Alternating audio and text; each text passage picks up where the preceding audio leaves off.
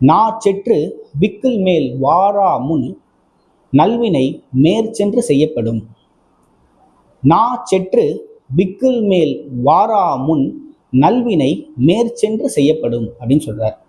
அதாவது நாம் சாகும் தருவாயில் சாகும் காலத்துல பேச்சு வராத பொழுது நாவானது செத்து, அதாவது நாவானது குளறி மேல் மூச்சு வருவதற்கு முன்பே, அதாவது கடைசி மூச்சுன்னு சொல்லுவாங்களே, அது வருவதற்கு முன்பே நாச்செற்று விக்கில் மேல் வாரா முன், அதுக்கு இதான் மீனிங். நாவானது குளறி மேல் மூச்சு வருவதற்கு முன்பே நல்வினை, நல்வினை நல்ல செயல்களை மேற்சென்று செய்யப்படும்னா, மேற்சென்று அப்படின்னா தானே முற்பட்டு விரைந்து விழுந்தடித்து விரைந்து அப்படின்ற அந்த பொருள் தரும். மேற்சென்று மேற்சென்று செய்யப்படும் அப்படின்னு சொல்றார், செய்ய வேணும் அப்படின்னு சொல்றார்.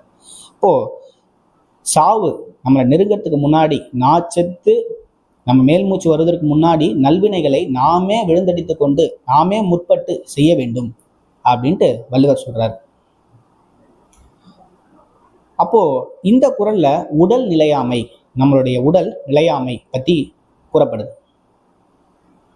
இப்போ நம்ம கிட்ட நேரம் இருக்கும் போதே, நம்ம கிட்ட செல்வம் இருக்கும் போதே நம்மளால முடிஞ்ச அற செயல்களில் நம்ம ஈடுபடணும் அப்படின்ட்டு இந்த குறட்பாவின் வாயிலாக வள்ளுவர் சொல்லிட்டு இருக்காரு.